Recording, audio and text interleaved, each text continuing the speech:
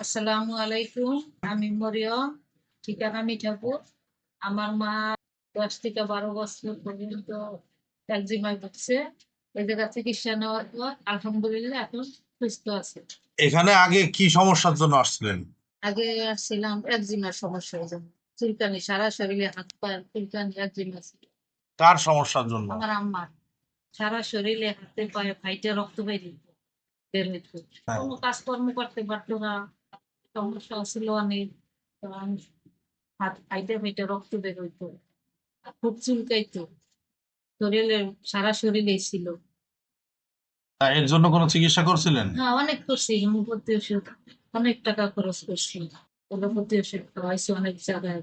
কোথায় কোথায় দেখাইছেন? চৌধুরী ক্লিনিকে ঢাকা থেকে এক ডাক্তার আসে দেখাইছি ওনারে। নিরাময় ক্লিনিকে এক ডাক্তার আসে বরিশাল থেকে, ওনার অনেকবার দেখাইছি।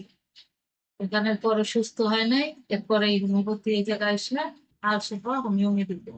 ডাক্তার মোহাম্মদ হাবিবুর রহমানকে দেখানোর পর আমার আম্মা আলহামদুলিল্লাহ এখন সুস্থ। আমার আগে একজিমার সমস্যা ছিল, ওটা সম্পূর্ণ সুস্থ আলহামদুলিল্লাহ এখন।